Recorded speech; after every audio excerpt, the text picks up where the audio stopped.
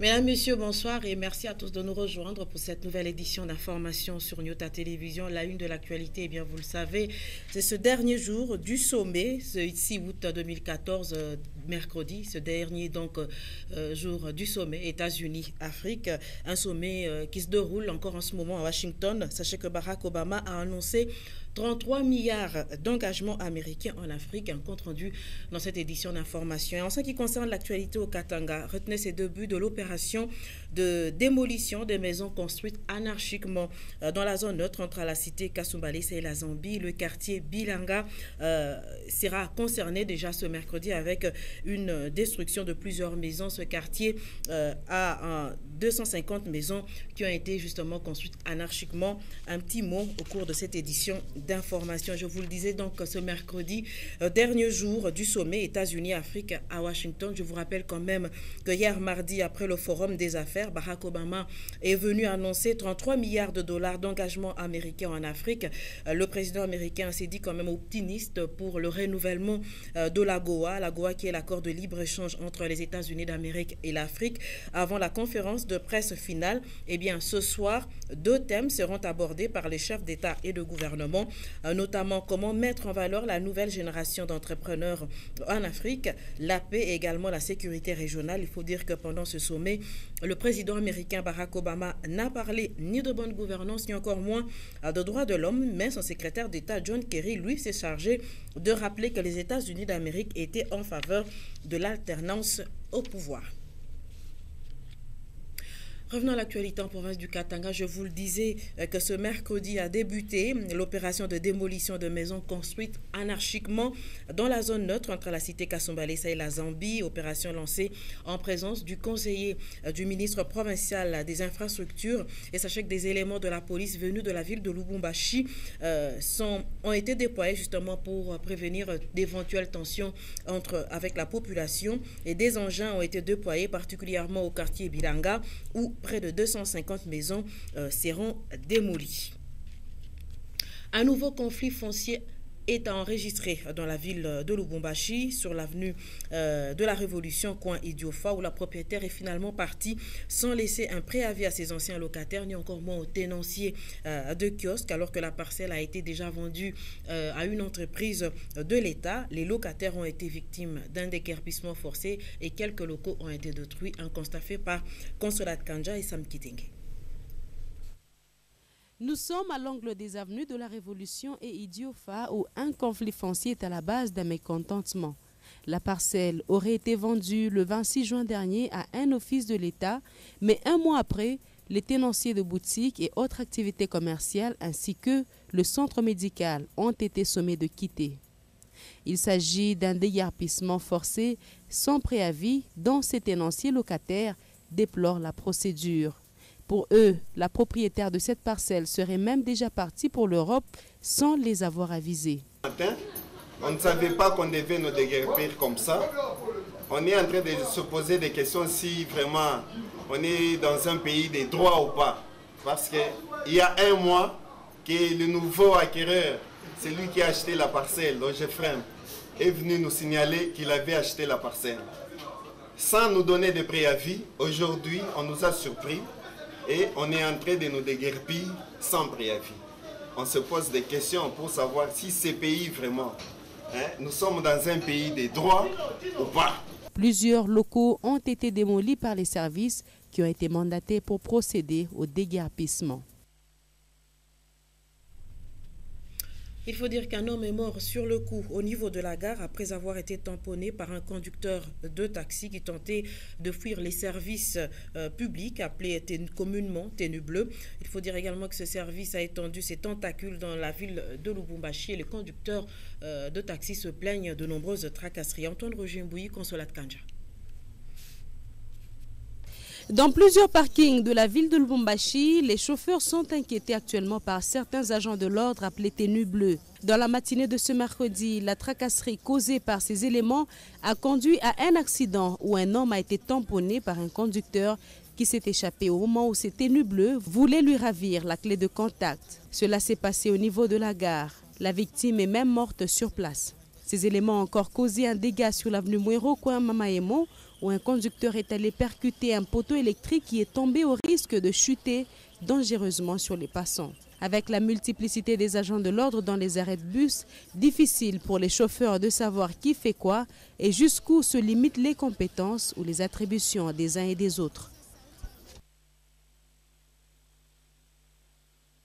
Parlons santé à présent et vous le savez qu'à la une de l'actualité en santé, eh bien c'est l'épidémie d'Ebola qui sévit en ce moment en Afrique subsaharienne. Près de 900 personnes sont mortes après avoir contracté l'Ebola.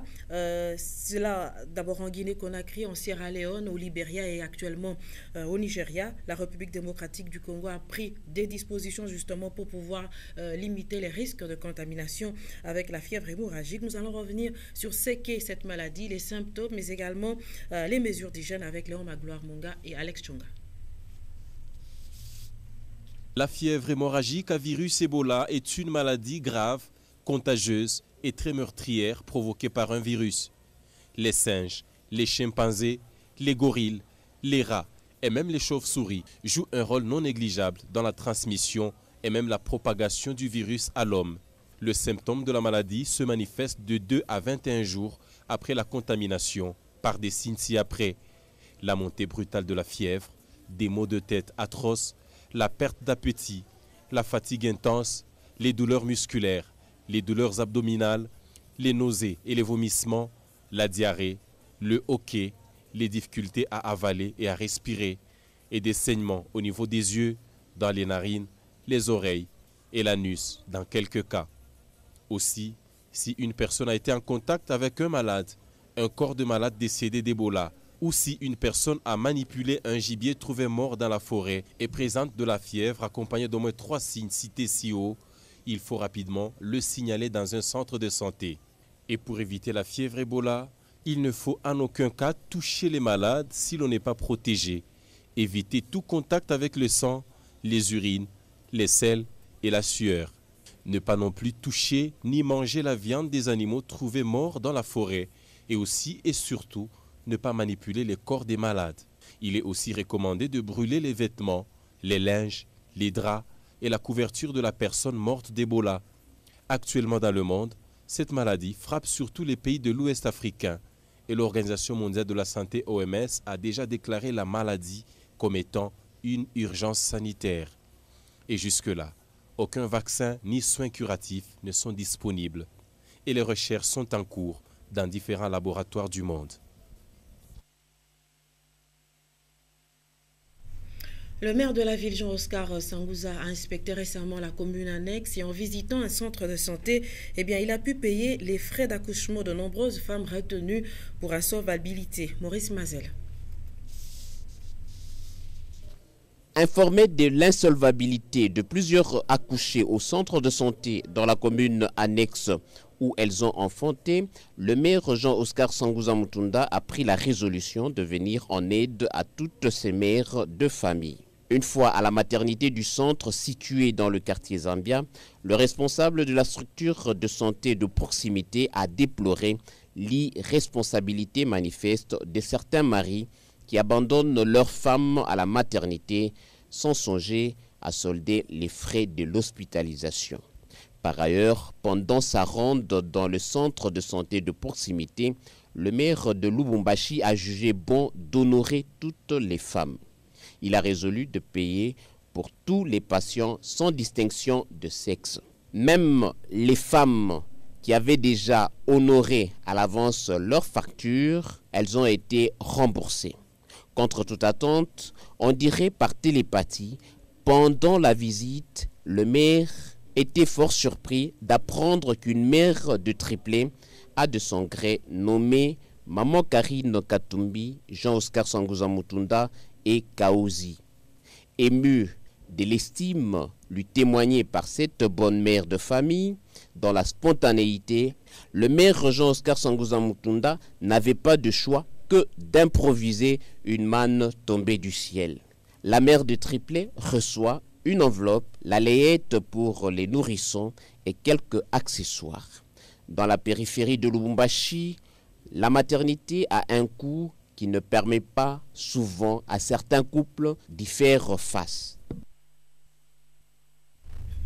Et toujours dans le domaine de la santé, l'Organisation mondiale de la santé, l'OMS, serait déterminée à faire cesser les activités de tradipraticiens et également de tradimodernes suite aux nombreuses déviations enregistrées. Le projet est salué par l'Ordre provincial de médecins du Katanga, mais alors que du côté des tradipraticiens, ce projet est très mal vu. Les avis des uns et des autres dans ces propos recueillis par Léon Magloire Monga et Chris Odia.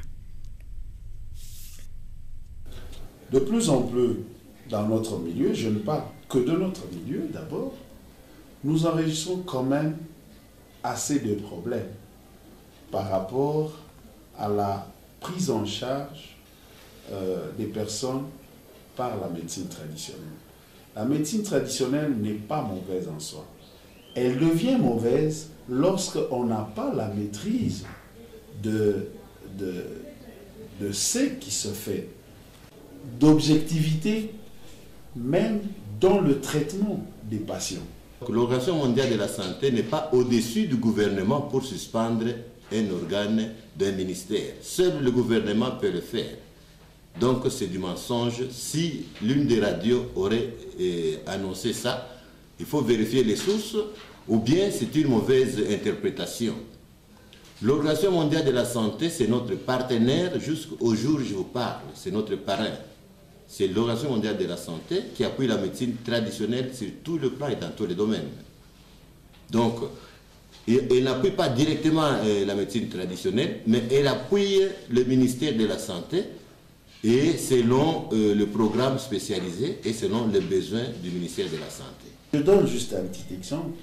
Quand vous posez la question à quelqu'un, à quel dosage devrons-nous prendre telle potion? Cela relève de tout un chacun. Il y a celui-là qui peut vous dire qu'il faut prendre toute une calebasse et l'autre va vous dire qu'il faut prendre une cuillerée ou un gobelet. Ça pose problème. Donc on ne peut pas dire aujourd'hui suspendre la médecine traditionnelle, donc la faire disparaître. Là c'est fort. C'est ce qui ne se fera pas, c'est une mauvaise interprétation. La médecine traditionnelle a existé au Congo depuis longtemps. Et elle a travaillé, elle a fait ses preuves. Aujourd'hui, si je suis le coordinateur provincial d'un programme qui est chargé de la médecine traditionnelle, c'est pour promouvoir la médecine traditionnelle, le mettre à un plan, à un niveau respectable. La médecine traditionnelle reste jusqu'à ce jour une médecine nocturne.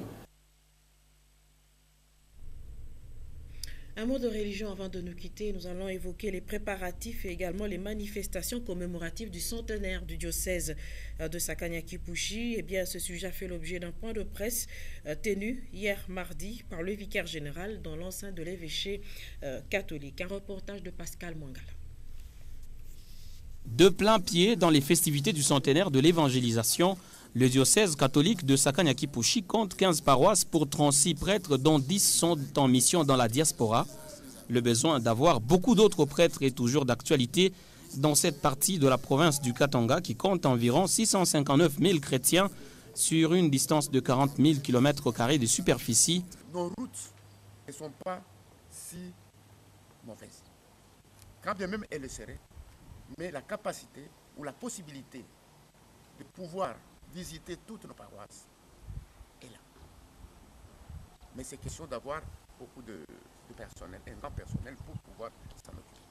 Face à la presse, Monseigneur Gaston Kibilo, vicaire général, qu'accompagnaient les abbés Grégoire et Dieudonné, ainsi que Madame Cornélie Kipito, tous membres des différentes commissions d'organisation des manifestations commémoratives, ont dit la joie de voir l'Église réussir l'une de ses principales missions, prôner des valeurs morales, spirituelles ou mieux humaines par la catéchèse et l'instruction. Au-delà des difficultés liées entre autres au manque des moyens financiers conséquents, l'Église catholique du diocèse de Sakana-Kiposhi débute son triduum du centenaire dès ce jeudi 7 août et va le clôturer par une messe d'action de grâce que va dire le nonce apostolique le dimanche 10 août prochain à partir des 9h sur le terrain de l'Institut Ima Kafoubou dans la vallée de la Kafoubou. Voilà, mesdames, messieurs, c'est ainsi que s'achève cette édition d'information. Merci de l'avoir suivi et très bonne suite de programme à tous sur Nyota Télévision. Au revoir.